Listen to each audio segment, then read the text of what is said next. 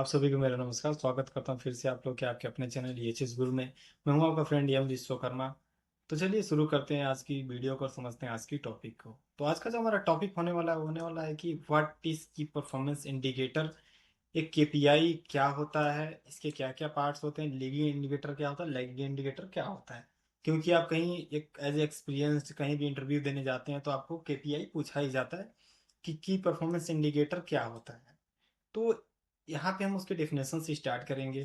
ए की performance indicator KPI in safety is a measurable value that demonstrate how effective an organization is achieving its health and safety objective. KPI help monitoring, evaluate and improving workplace safety, health, performance by providing insight into both lagging and leading indicator। तो मतलब एक simple भाषा में इसका definition बता दे तो एक KPI किसी भी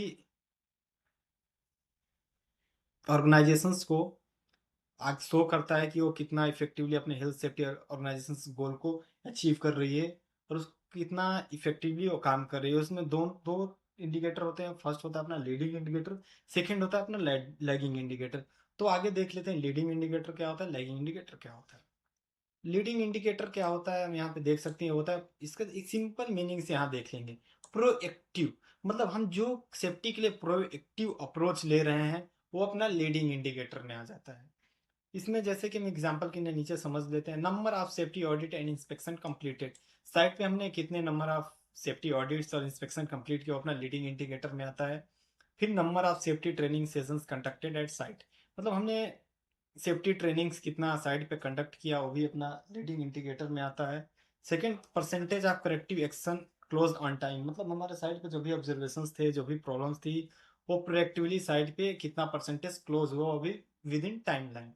फिर employee participant in safety programmes, मतलब हमारे साइट पे जो भी सेफ्टी प्रोग्राम हुए उसमें इम्प्लॉय प्रोएक्टिवली हिस्सा ले रहे हैं कि नहीं ले रहे हैं, उनका BVS सही है नहीं सही है।